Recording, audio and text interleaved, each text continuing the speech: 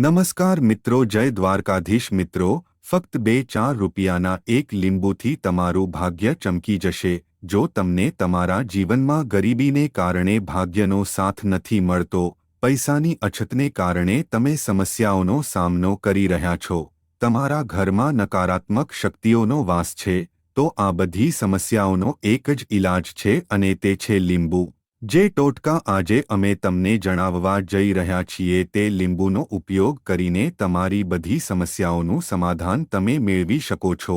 આ તમામ સમસ્યાઓમાંથી મુક્તિ મેળવવા માટે લીંબુને કેવી રીતે રામબાણ માનવામાં આવે છે તેની માહિતી વાસ્તુશાસ્ત્ર અને જ્યોતિષશાસ્ત્રમાં જણાવવામાં આવી છે। આ વિડીયોમાં અમે તમને એવા ટોટકા જણાવવા જઈ રહ્યા છીએ જે તમારી બધી જ સમસ્યાઓ દૂર કરી દેશે।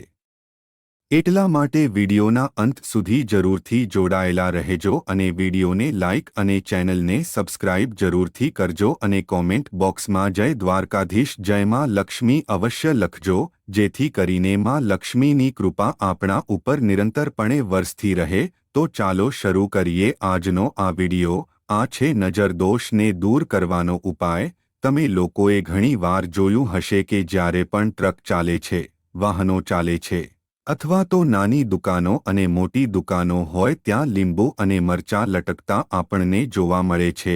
ચાલો આજે તમને જણાવીએ કે આનું કારણ શું છે। જો તમારો ધંધો સારો ચાલી રહ્યો છે અને કોઈ ભારે નજરની વ્યક્તિ તમારી દુકાન પર નજર બગાડે છે, ત્યારે એની ભારે નજરથી બચવા માટે દુકાનદારો પોતાની દુકાનના દરવાજા ઉપર લીંબુ અને મરચાં બાંધે છે।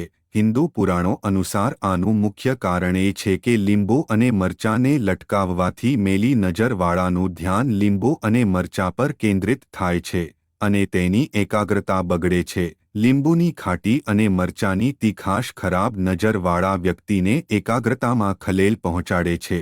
આ જ કારણથી મોટાભાગના લોકો પોતાના ઘર અથવા દુકાન પર લીંબુ અને મરચાં લટકાવતા હોય છે। વાસ્તુશાસ્ત્રમાં પણ લીંબુ અને મરચાંને લટકાવવાનું મહાત્મય માનવામાં આવે છે। તેને દરવાજા ઉપર લટકાવવાથી વાતાવરણ શુદ્ધ રહે છે, તે નકારાત્મકતાને અંદર આવતી અટકાવે છે। હિન્દુ પુરાણોમાં સ્પષ્ટ રીતે લખાયેલું છે, જેનો અર્થ એ છે કે જો તમારો ધંધો સારો ચાલી રહ્યો છે અને કોઈ વ્યક્તિ તમારું સારું ઈચ્છતો નથી અને તમારા ઉપર નજર બગાડે છે, તમારા ઉપર તંત્ર લીધા કરે છે, અને જો તમે પહેલેથી જ લીંબુ લટકાવી દીધું હોય તો તેની સીધી અસર નજર લગાડનાર પર પડશે અને તે બરબાદ થઈ જશે। તેથી જો તમે કોઈ પણ વ્યવસાય કરો છો તો લીંબુ અને મરચાંને લટકાવીને રાખો। હવે તમારા ભાગ્યને ચમકાવવાનો ઉપાય જોઈએ। તમે ખૂબ મહેનત કરો છો, પરંતુ તમે સખત મહેનત કરીને થાકી ગયા છો અને તમને યોગ્ય પરિણામ નથી મળતું, લગ્ન નથી થઈ રહ્યા, તમે તમારું ઘર બનાવી શકતા નથી।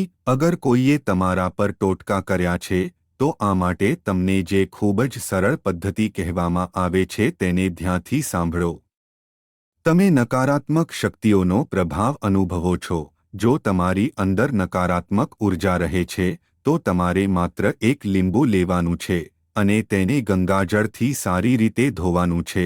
તમારે માત્ર એટલું કરવાનું છે કે આ લીંબુને ધોયા પછી તમારે આ મંત્રનો 108 વાર જાપ કરવાનો છે, જે ઓમ શ્રી હનુમંતે નમઃ। જો તમે આ મંત્રનો 108 વાર જાપ કરો અને આ લીંબુમાં 4 લવિંગ નાખો, આ હિન્દુ પુરાણોમાં સ્પષ્ટ રીતે લખેલું છે। આ પ્રક્રિયા કર્યા પછી તમારું જીવન સુધરી શકે છે। ઓમ શ્રી હનુમંતે નમઃ એક એવો જાપ છે કે જો તમારો મંગળ નબળો હશે તો મંગળ તરત જ બળવાન બની જશે, પરંતુ તમારે તેનો 108 વાર જાપ કરવો પડશે, કારણ કે હનુમાનજીને 108 નંબર ખૂબ જ પસંદ છે। તેથી નિશ્ચિત રૂપથી એવું માનવામાં આવે છે કે તમને સફળતા જરૂર મળશે। વાસ્તુદોષને દૂર કરવા માટે જે ઘરમાં લીંબુનું ઝાડ એટલે કે લીંબુડી હોય ત્યાં ક્યારેય નકારાત્મક ઉર્જા સક્રિય થઈ શકતી નથી। લીંબુડીની આસપાસનું વાતાવરણ શુદ્ધ રહે છે, વાતાવરણને સકારાત્મક ઉર્જાથી ભરી દે છે। જો કોઈ વ્યક્તિના ઘરમાં નકારાત્મક શક્તિઓનો વાસ રહે છે તો તેના ઘરના લોકો એકબીજા સાથે લડતા રહે છે, તેના ઘરમાં ક્યારેય સમૃદ્ધિ આવતી નથી, ધન આવવાના તમામ માર્ગ બંધ થઈ જાય છે. પરંતુ જો તમારા ઘરમાં લીંબુનું ઝાડ હશે તો જ તમારા ઘરમાં સકારાત્મક શક્તિઓ આવશે. આ માટે લીંબુના ઝાડને વાસ્તુદોષને દૂર કરવાનો સૌથી મોટો ઉપાય માનવામાં આવે છે. જો તમારા ઘરમાં કોઈ નાનું બાળક કે વૃદ્ધ વ્યક્તિ છે અથવા તો તમે જ છો, માની લો કે તમને નજર લાગી જાય છે, તો તમારે શું કરવું જોઈએ?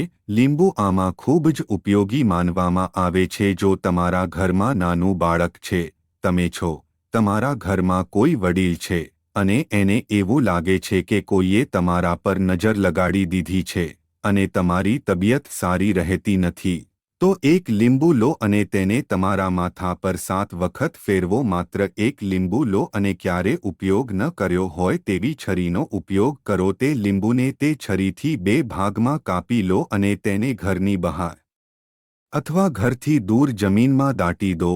બસ આટલું કરો. આટલું કરવાથી તમારા પર કોઈની મેલી નજર લાગેલી છે તો લીંબુ તેને પોતાની સાથે ઉતારી લેશે અને તમારી ઉપરથી ખરાબ નજર દૂર થઈ જશે. બીમારીથી છુટકારો મેળવવા માટે તમારા ઘરમાં કોઈ બીમાર વ્યક્તિ છે કે જે દવાખાને જઈને કંટાળી ગઈ છે, દવા પીને કંટાળી ગઈ છે અને તેની બીમારી ઠીક નથી થઈ રહી, તે ચિંતિત છે કે હવે મારે શું કરવું જોઈએ, તો તમે શનિવારના દિવસે આ ઉપાય કરી શકો છો.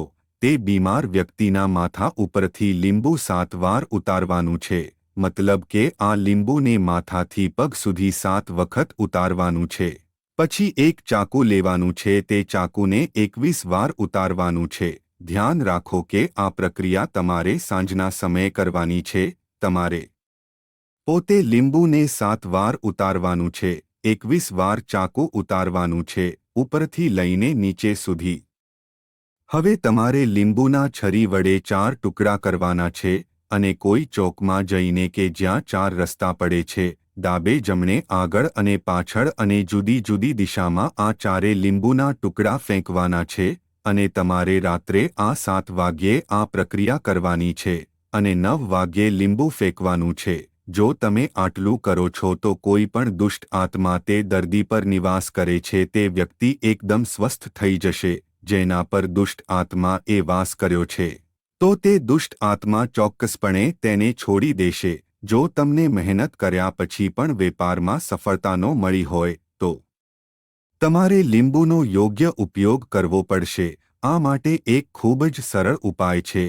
એક લીંબુ લીધા પછી તમારે તેને તમારી દુકાનમાં છરી વડે કાપી નાખવાનું છે અને ત્યાં પણ 4 ટુકડામાં તે લીંબુને તમારે દુકાનના 4 ભાગમાં રાખો. આ પ્રક્રિયા સવારે કરો અને સાંજે તે 4 ભાગ એકત્રિત કરો.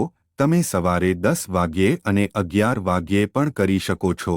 તમારે સાંજે 7 પછી લીંબુના ટુકડા એકત્રિત કરવાના છે અને 4 લાલ કપડામાં અલગ અલગ બાંધીને કોઈ પણ નદીમાં લઈ જઈને નાખી દેવાના છે.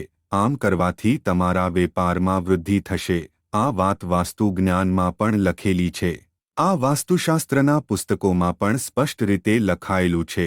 જો આ વિડિયો તમને પસંદ આવ્યો હોય તો વિડિયોને લાઇક, શેર અને ચેનલને સબસ્ક્રાઇબ કરી તમારા ભાઈને સપોર્ટ કરો અને કોમેન્ટ બોક્સમાં જય મહાલક્ષ્મી અવશ્ય લખજો, જેથી કરીને માં લક્ષ્મીની કૃપા આપણા સૌ પર અવિરત વરસતી રહે. જય દ્વારકાધીશ, જય મહાલક્ષ્મી.